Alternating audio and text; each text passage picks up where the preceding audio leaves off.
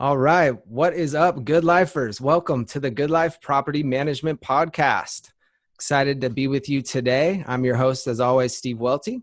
And if you're interested in building a bigger future, you're in the right place. Super excited today to talk to my friend, Jayson Yoss. Say that right, Jayson Yoss, correct? That's right. All right, man. That's right. Happy to be here.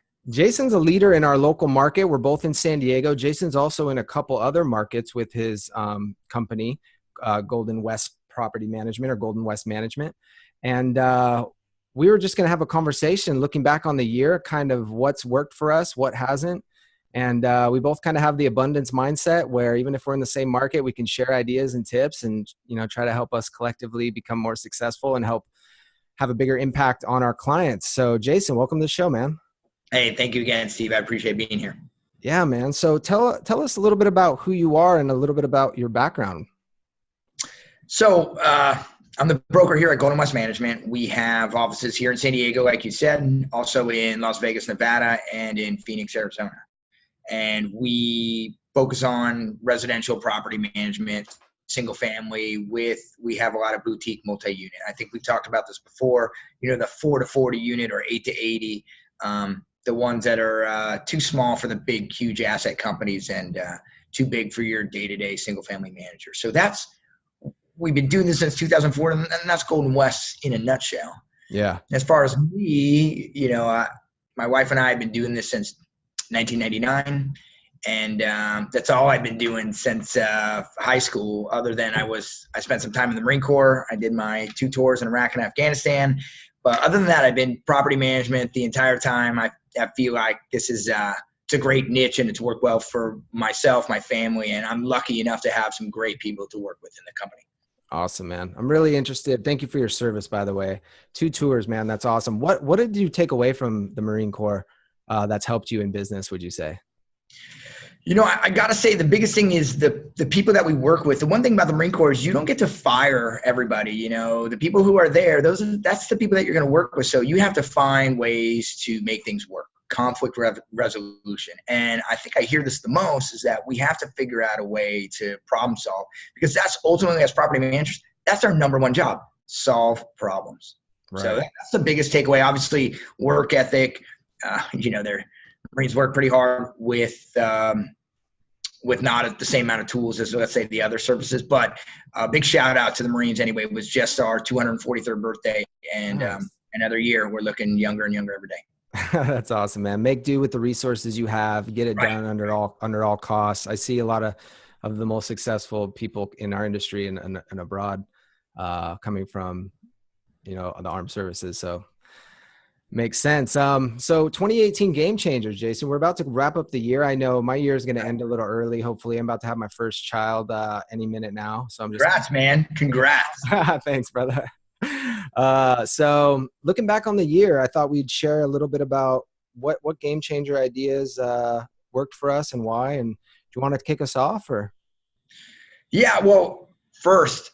I'm right next to you. This is year 2 with my kids. So like I said before, congrats. It's such an awesome thing for anybody. But my wife and I, we waited to have kids. And right now we are on cloud 9 with our kids. So it's such a game changer when you go from working all the time to focus on your business to like, hey, I have another focus, and that's these little ones. And, for me, above anything and all else, that's been the biggest game changer. Wow. And really 2018, because in 2017, the kids were younger. Mm-hmm. And as a dad, tagging me in at year 1, like, oh my gosh, now instead of just changing diapers and feeding, it's like, wow, kids are moving and they got their personalities shining. And I have triplets. So wow. I've been running in 3 different directions, and it's awesome. So just from a family standpoint, man, there's no bigger thing than welcoming those blessings into the world. And I'm stoked for you. Wow. Thanks, man. So would you say, because I'm curious about this, the first year was kind of like losing a lot of sleep and diapers and whatnot, but now year 2, you said maybe it's actually made you a better business person, kept you more focused, or am I putting words in your mouth?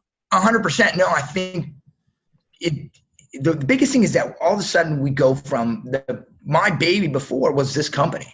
It was a big focus of my wife and I. And my wife, she's a she has a doctoral degree. She's a professor locally here at Cal State San Marcos, but we're really focused on the business and growing the business. And when the kids came in, all of a sudden it was like, hey, the business is great, but we also have to focus on this other joy that we have, and that's the kids. And so to bring it full circle, I had to learn about being efficient, setting priorities, learning to turn the phone off. My cell phone number doesn't go out to many people anymore because, hey, when I'm at home, that time is for the kids. Yeah. And that's important. I mean, you can't replace it. You can't get those years back if you miss them. So that's why I think it's been such a big change. Totally. And that kind of segues into one of my 5 game changers. I think we're each going to do 5 for today if we have them. But one of mine was getting back into writing music. I'm a songwriter and I'm a musician, and the theory of constraints, like, hey, I can't put things off that my heart says, I want to do until someday. You got to be happy now. If you pull out your goal sheet, if you accomplish your goals, in most cases, they're not going to make you any happier. Right. And so the theory of constraints of, okay, so I'm going to put a certain time into music.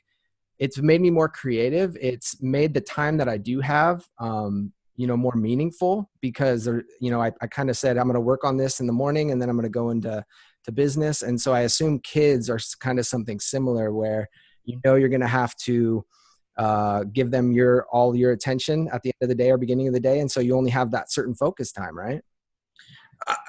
Even more than that, the joy that you're going to get. I mean, I'm sure it's awesome writing music and the creative process, and I love it. But the kids, I mean, they just light up your life. So yes, all those things, but the return is such a huge, like when my princess smiles at me when I come home, I mean, my heart melts. And I'm a tough Marine infantry officer, 2 tours. I mean, nothing melts my heart better than my little angel when she smiles. So the reward that comes into dedicating that time to them, it's huge. So I love the fact that we talked before about game changers and, tapping into that creative side. And I think just with the kids, it's the same thing, except the reward is it's monumental. Yeah. Yeah. And it's funny, like some might be listening to this and saying, game changer, writing music, what the hell, I'm signing off. It's not, there's lots of shows out there and lots of places you can go for feed maxing or adding doors and all this stuff. Right. But what I've found is we did a mastermind group recently in San Diego where we had 18 company owners from around the country come and do a mastermind. And we asked them, like, what has to happen over the next 3 years for you to feel good about your progress, both personally and professionally? The last place answer was like profitability. Right. You know what I mean? Money. That's the last place answer. Right. It was all working less in the business. Like spending more time with my family, digging wells in Africa, like all of this stuff. Right. And, but yet we spend so much time on the other stuff because we think maybe someday we're going to get there. So that's why kind of putting a flag in the sand and saying, hey, I'm spending time with my kids, or I'm going to write music, about creativity. And I'm looking forward to having a son to see, how much more creative that makes me. But I heard something beautiful from Brene Brown. She said on this interview I was listening to, she said, unused creativity is not benign. It metastasizes and it turns into grief, rage, judgment, sorrow, shame. There's no such thing as creative people and non-creative people. There are only people who use their creativity and people who don't. Unused creativity doesn't just disappear. It lives within us until it's expressed, neglected to death, or suffocated by resentment and fear. And I was like, wow, because all of us have, even if it's creating new processes in your business or being creative on some level or with your kids or writing music or art or cooking, it's a part of all of us that I think I want to shine a spotlight on that often gets neglected in our industry when we're pounding ourselves head against the desk, trying to figure out how to add doors and keep people happy. Right. I couldn't agree more. And it's only something that has recently clicked for me because I felt like we were working so hard. And not just me, if I was burning 12-hour days, which maybe I should be, but I would look across the office and see other people doing 12-hour days. And sometimes in the beginning, I was like, wow, that's awesome. They're really putting in the work. And then after a while, after I had a family, I was like, wait a minute, where's that balance? And so our job sometimes as problem solvers, but also as middlemen, the anxiety, the stress, it builds. And if you don't have that outlet for it, if you don't have that balance, you're going to be hurting. And so for you, when you bring up writing music and talking about the creative side, I would challenge anybody in our position, any broker, any, head of a property management firm like ours. If you don't have a hobby or a creative outlet, you're in trouble. And so mine personally is I made it a goal to surf 3 days a week. Yes. And I used to get out of the water when it came wintertime because it's cold and, blah, blah, blah. But my goal has been to continue that surf shape, continue to progress better. And I've been surfing since I was a youngster, but it's one of those things like, this is going to be my inner peace. It's something that I can do to help bring down my, keep my even keel balance. And now, to be honest though, it's not sacrificing like, oh, well, I'm coming to work at noon today because now I, surf from 9 to 11:30. Like, hey, you still got to be pragmatic in your approach, right. But you don't have that time set aside. If you don't have that me time, which we all forgo right away, we're like, nah, I'll get to that later. Yeah. You're not going to find that good balance. So, and I think that's what you and I have talked about in the past here is that, hey, finding that even keel. So success is balanced. Totally, man. I love that. It's the balance between human and being. And being is the surfing. That's so funny. I knew we connected when I spoke to you the first time like a few weeks ago. Right. But that's so funny. One of my goals this year was surf 1 day a week, at least one day a week. And I've been kept that going. I went out today. It was really fun today. Did you go out? Nice. it was the waves are coming in. So now I'm actually surfing more because I'm a big fan of micro habits. Like if I set like, oh, okay, surf 3 days a week. I mean, I love that. It's all personal, but I was just like, let me do one. And now I'm actually surfing 3 days a week. You know what I mean? Start small. So, right. So that's awesome, man. So how's it going? Are you hitting the water every so often? Actually, I am. I've been, so we got lucky. We had and obviously we're both in San Diego, so we had a great October, warm water and good swell. So I just kept going with it and I kept pushing November and I did spoil myself. I got a little board, which my wife was like, oh, so your Christmas present came early. But I got a new board by a local shaper here and it's kept it feeling, but I try not to go overboard with it. I get my time in. I really try to not think about anything else, about having a good time, getting some waves. Yeah. And when I'm out, it's like, hey, it helps center me more. So when I come in the office, I'm going to find okay, it's time to get to work. But the other thing is that when I started looking at some of my employees and go, hey, what are you doing? What's your balance? What's your time? And so it's great. I mean, it's great to look across the board and say, hey, and I know Yuri Jacobo out of my office. She just got recognized as top marketing female last week. And so it's great to see people get rewarded and find their middle ground or their even keel. Totally. You love watching people succeed and you're a leader. Awesome. I can tell, just by the way you run your business, you're a good leader. Real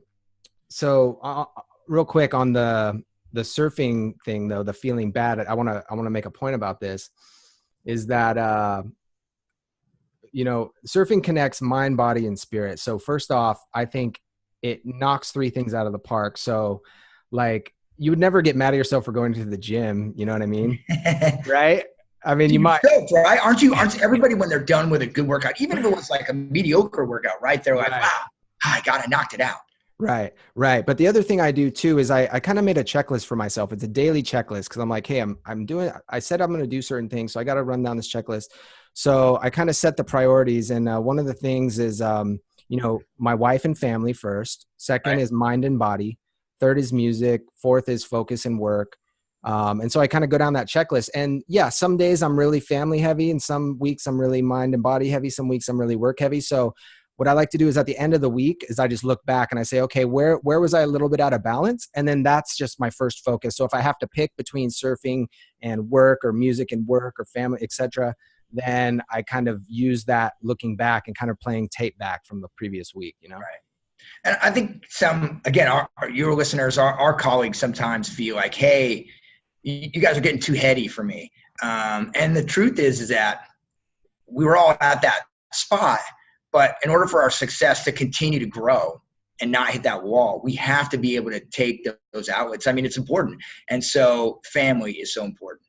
If you are not giving the attention to your family, you're going to find outlets in the wrong direction. So I agree. And then taking that balance, I guess, Thanksgiving. So if you're working 120 hours this week, what's going on? Right. What else are you addressing? So, I mean, I think it's some weeks, mind and body, they take precedent, and some weeks, hey, it's a work week, and other weeks, families gets a little bit bigger spread. Right. Love it. All right. So what do you got? What's on your list? So surfing was one. Nice. I had to get that, and it kind of consumes me a little bit, but I had to get something that I had a passion for, that wasn't family driven, but also wasn't the same passion I have for work. I love this job. Was my baby. And so I love what we do. And the second thing was just self-growth, learning to trust others in my work so that my company could succeed with others at the helm. And again, I'm lucky because I have some staff members that are excellent, and trying to give them more tools for success.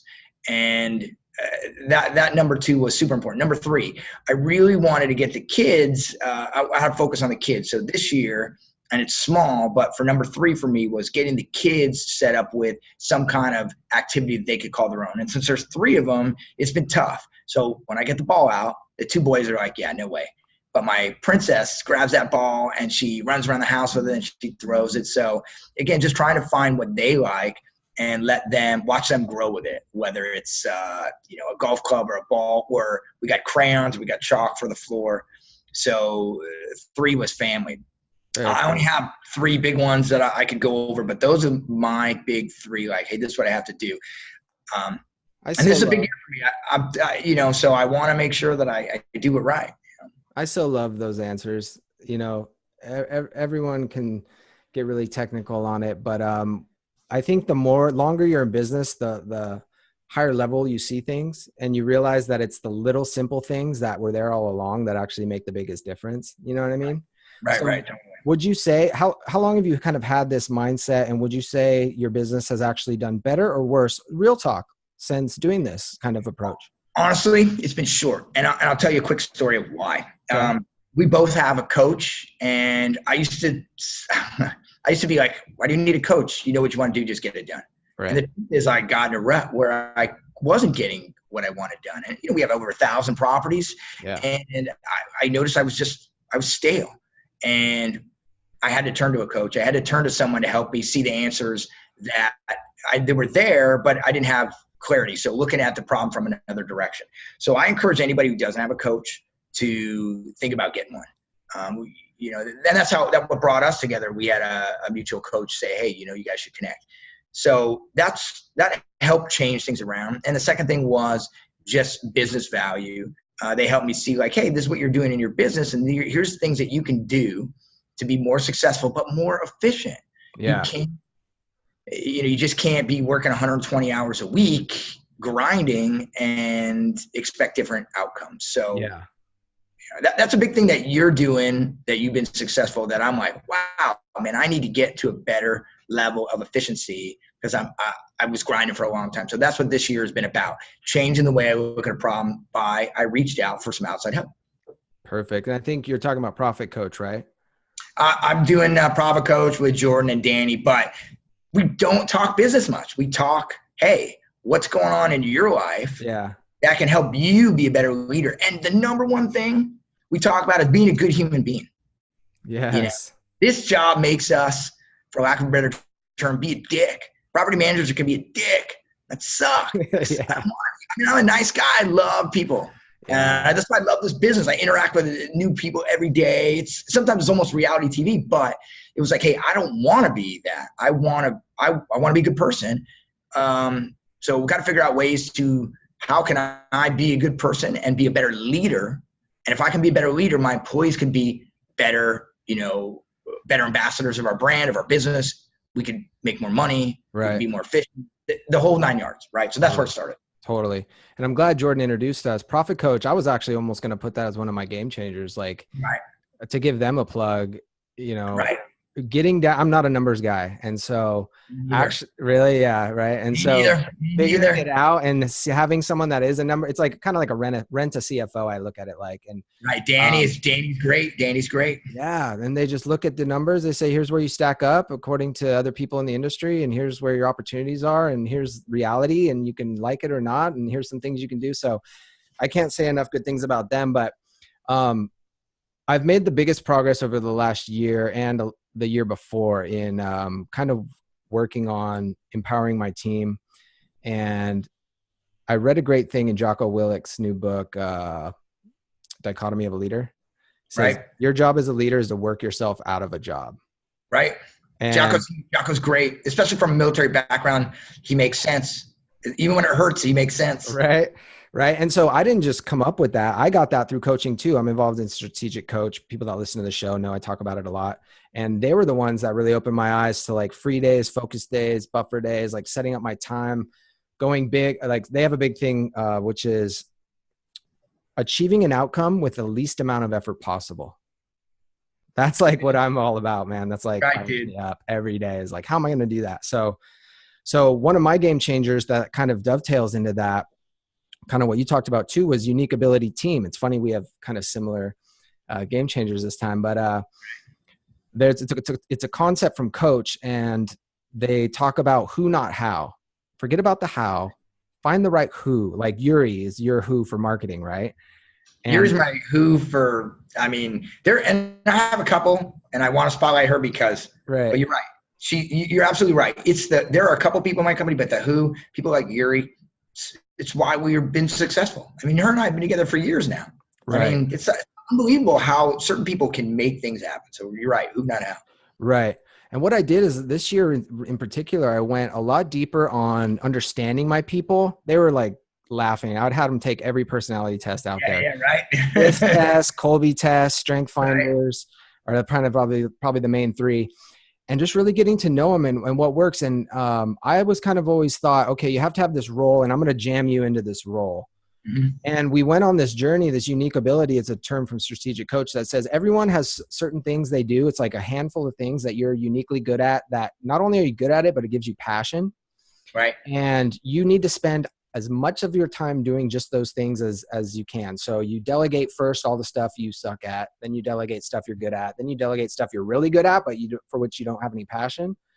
And then you're stuck with unique ability. And so I did that not just for myself, but with my team. And so we did the Unique Ability 2.0 book. We went through and we found out, I said, hey, good news, guys, is unlike the old school way of thinking about business where you got to slog through life and hope you can retire one day. Right. You can actually do only what you're great at. Now it's going to be a journey, but you have to, number one, figure it out, because self-awareness is so important. But we moved a couple people around that were in the wrong roles. My business development manager, who like dreams about sales appointments. It's like he loves teaching. He loves helping customers. He was like a property manager, and he was just hating, and he wasn't doing a good job. And we had someone else kind of in like an outside role who really loved just talking to clients inside. And so that was one of my game changers, was understanding my people better, having them understand themselves better, and then moving them into different roles as necessary. Right. I couldn't agree more. So one of the things that we do at GoldenWest is we promote from within. Nice. And a lot of times you see admins across the board. I look at admins and people start as receptionists who are now, like my maintenance manager has been with us for 7 years, was a 20-year-old receptionist, and she kicks butt. I mean, she's awesome. But having to figure out what fits them the best and put that role accordingly. And I think we might be, some of our colleagues out there might not be that big. And so they're like, well, I only have 3 people. How do I make these moves? But there's a way. I mean, there are some key positions for our company, for our industry, that have to be filled. And then it's just a matter of getting the right people to fill them. And then you just scale from there. Right. Another one I had, I think this is my 4th that I wanted to talk about, was the concept of operationalizing sales and marketing. I have to get my pattern, right? What's that? I mean, like a process, making it process oriented. Yeah. Right? And just that sentence, I have to give Jordan Muela credit on that. I heard him say that, and I was like, yeah, that's right. We operationalize everything else. Right. Sales and marketing is just kind of like whatever we feel is the flavor of the day, right? Right. And so starting there was the biggest game changer, but then making some moves like having a sales and marketing meeting, having a sales and marketing plan, starting each meeting with a positive focus where you say, this is my personal best for the week. This is my professional best for the week. Good one. Yeah. Well, that's been, I was even going to list that as a game changer, Jayson. Dude, that's huge, man. We go negative so quick all the time. Yeah. As leaders, we got to remember, like, hey, the bad news may come, but like start off with like, dude, you really crushed that. Or I did this week. I'm so stoked. So what did you do this week? Exactly. And the stuff you learn personal, you'll like look at your team. You're like, wait, you play soccer? Like what, Right, it's just like weird stuff, man. But, and you can also do it with your family too. Like my wife and I will do it, like personal, professional, best, and, it's a great thing. We made some good headway this year with like content marketing and getting, a consultant to kind of help us with that. And, looking at all, I kind of look at this year as like a testing phase. We tested a lot of stuff like social ads and content marketing, but I think it boils down to really getting people the help that they need and kind of the they ask you answer concept from Marcus. Yeah. And just doing the content and figuring out what do our clients need? How do we make their experience as easy and good as possible? And how can I answer as many questions as I can on my blog and my website and be as transparent as possible? Right. Right. I wouldn't, I think that's one of the things that our new business managers or our sales people, for the most part, they ask us like, how do we win? How do we win when we're going up against another company? And I like to tell them all the time, like, we're not winning. It's not about winning. It's about making sure that we're the right fit for a client. And when we are, we crush. We know what we're doing, but not everybody fits well. Some people need things that we can't deliver. And if we're not asking them the question, like what's your pain, and then providing that answer, we're going to put a round peg in a square hole, or vice versa. Right. Right. And that's a lesson we learned this year. I set a lofty target, and then this year was, growth year and whatnot. And then we kind of took a step back recently and was like, hey, we're bringing on some of the owners that we shouldn't be bringing on. All right. We need people that align with our purpose, and we need to focus on quality versus quantity. Right. And actually also grow the business with a strategy of great service and retention. Right. Because I've heard it said, if you can cut churn down, so owners you're losing, by 5%, you'll increase profitability by 25 to 100%. Right. And what's the book that's, it escapes me off the top of my head, and I'll remember in a second, but certain clients take up way too much of your time, right, and it reduces your efficiency, and, cutting out those clients for whatever reason, because they don't fit, will save you a lot of time and energy, and like what you talked about, churn. But, I could think about younger Jayson and earlier GoldenWest Management and listening to us and go, what are you guys talking about? We have a decent amount of properties in between both of us. So, right. But I remember having not a lot of properties, and like, I'll take anything. And the truth is, it wasn't the best either. I mean, we worked real hard for not a lot of money for a lot of clients in the beginning, because we thought just adding numbers was going to be the answer. And it's not. Right. Right. I remember we increased profitability a lot. I don't remember the exact numbers, but when the year we let a bunch of owners go a couple of years ago, when we kind of like came to this. So how do you qualify owners, Jayson? Do you guys have a system for that? Or is it just kind of like a parameter that you and your business development person knows? Or have you systemized that, or how does that work? So we've systemized it in the things that we won't take on. So we've gotten even tighter and tighter, especially in residential single family, on what we won't do. All right.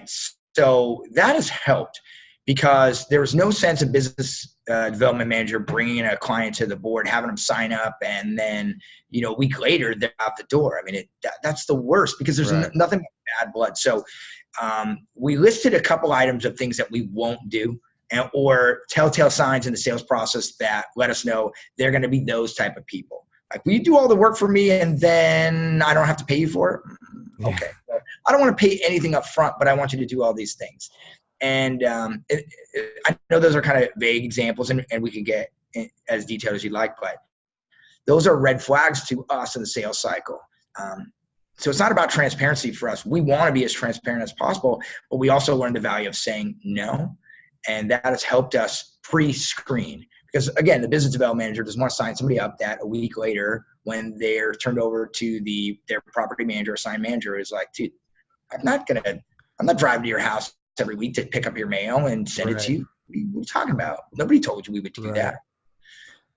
What's a common one for you? What's a common one at your office that you get where you're like, nope, sorry, we can't do that? the owners ask for something that we can't do. Or just in general, like something that you're like, nah, no, that's not us. Let them use their vendors, or Right, that's a good one. maybe get their mail for them or something. We try to like hit all that stuff up front and let them know. We won't move the furniture out for you. No. What do you mean? You won't just move this? You won't move the armoire stuff? You won't do that? You're going to hire a vendor to do that? Yeah, I'm sorry. We're being the reception, driving over to do that. Exactly. But I think you're right, because something we're working on now is really making sure, because the problem is a lot of times sales doesn't adequately describe what the experience is going to be like on the back end. And so there's like this disconnect between sales and operations. And so having sales involved in operational meetings and letting them know what's going on and what are they hearing with their ear to the ground and stuff, that's been beneficial. Right. So I think, and the last part I'll add to this, because I think this is important, is that our business development manager has been with us for a while, but in the beginning, the training facet of, do you know our management agreement inside and out? So do you know what we're actually promising these people? Not like, hey, this is what our fee is and signed out a line here. Like the actual, like, what does this mean here? What happens if you terminate? Like, what specifically are we going to do? What is the process that the manager is going to put in place? And again, the business development manager in most companies, like when we were smaller, it was me, but as we got bigger, it's not the property manager. So those two people have to know, what each other's, what the business manager is selling and what the property manager is doing. They have to know their role. And if they don't, you're going to run into these problems. Right. And so at our 2-day, at our planning thing, we run EOS from Traction. And so it was our first year What's of Entrepreneur Operating System. Okay. It's based off the book Traction. I highly, highly recommend it, Jason. I got an implementer who will install it in your company if you're interested. Cool. We can talk offline or whatever, but a lot of people are starting to use it and getting great results. It basically gives your team a framework on how to run the business without, a lot of times without you. Without me. Yeah, right. That's key. It's so key. It's so key. I realized that was the bottleneck for my company in a lot of ways. And so getting out of the way, we have some smart people that are a lot better suited to do some of the things that I was doing. But one of the things we realized was that our purpose is to improve lives, but then our goals were all around like adding doors and profit and stuff. And so we recalibrate. Yeah, we're like, this doesn't feel right. If it's really like a car salesman, it's no fun. Right. And that doesn't mean we were lying or we're not about improving lives. We are, but like it's the natural thing. Like business owners, we're like, okay, well, what's the profit? What's the revenue? So this year we're, focused on reducing churn and increasing our net promoter score, which is, how likely are you to refer good life to another, friend or colleague, and minimizing days vacant, getting that down. That's a good one. Yeah. And so we're like, we've tried the door ad thing and it worked. We added doors this year and we had growth, but it didn't feel right. We had a lot of problems with owners that weren't the right fit. And so I also told my business development manager, Adam, I said, hey, I will pay you a bonus for every door you do not bring on that does not fit our company. And so it's literally even the first month because they just it was those people. Yeah. So like they have to stay on. He gets a bonus for every door he brings on, but they have to stay on for at least a year. But then if they don't, he has to give that bonus back. But I even told them, like, if this owner wants to work with us, but they're not the right fit, like don't make a headache for them by taking them on anyway. And don't make a headache for us. So like, I will actually pay you that bonus for not taking that client and letting them find someone else. You know what I mean? Hey, I want to bring this one on, boss, but this is their pain. And I don't think we can match and say, hey, you know what? I will pay you a bonus to say, you know what? Let's refer them in a different direction. Totally. And it's true. We got a bunch of that, and it's smart. It's smart what you're doing there. Yeah. So I'll let you know how it goes. We just kind of implemented it, but we want to improve lives. So bringing on the owner, like we've been doing this long enough, the signs when the owner's not the right fit. Right. It doesn't make the owner a bad person. It's just everyone's not, especially in management, when it's like, you're going to be working with this person for years. You got to like kind of have the same values. You got to kind of have the same essence of how you like to run things. And everyone doesn't fit, right? Personality is a lot to it. But I think that with single family, and Steve, tell me if I'm wrong here. A lot of these people, this isn't an investment. It was their own personal home. Right. And that brings a lot of emotional attachment to it. And that's a tough one because even the easiest going personalities, they remember, oh, my kids played in that living room and we enjoyed the pool in the backyard. So it's like, oh my gosh, they're not filling up the pool or whatever. And it's like they lose their mind when in reality there's a pain that's hurting them. And it's different than our multi-units where it's a lot more investment driven. And they're like, let me see the numbers because that's what makes me feel, go up and down. Right, exactly. And so we're trying to reframe the conversation, even for a lot of these, I call them accidental landlords. Right, accidental landlord. Yeah, to say, all right, so what are your goals as an investor? Right. They're like, investor? Huh? I never really thought I was an investor. Well, right. Yeah, you own rental properties. So, we're going to manage your investment. You're an investor. So isn't that cool? And kind of using the investment terms because that's what it is. Right. And you got to treat this as an investment moving forward. And if they're comfortable with that, Right. Cool. I have one last game changer and it is giving. And I want to tell a quick story. I met a guy at PM Grow. I think it was the beginning of this year. I'm pretty sure it was PM Grow or broker owner. Named Rob Sitman. I've given him a shout out before on the show, but we had this good spiritual conversation about giving. And he's a Mormon. And I said, do I have to give 10%? What if I give 5? What if I give, and he's like, Steve, you can give whatever you want, but you're just shortchanging yourself. You're just like shortchanging any abundance that would have came to you from giving. So the reason I'm so hyped up on this is like, I kind of took his advice to heart and I looked at Jim Rohn and Brian Tracy and Dave Ramsey and people that have been mega successful. Like I know Dave Ramsey was saying when he was bankrupt, he still gave money, you know what I mean? And so I've always kind of like given here and there, but this year I really made a commitment to give and focus on giving more. And so I did that and I had the best year I've had to date. And I don't say that to like brag or anything. It's just like, I so believe that is one of the main reasons that I was successful this year, because I so believe in you give what you get what you give. Right. And whether that's like time or money or anything, I feel bad that it took me so long in my business career to really stick a flag in the sand. Like I've said before and say, this is what I'm going to do this year. You know what I mean? Yeah. I'm going to make it work. Like I'm going to give 10% and I'm going to commit to that. And we like a coach speak is, hey, your congruence of what you believe is going to happen will happen. You'll behave that way. So I'm going to give 10%. Well, then you're going to start behaving that way. I couldn't agree more.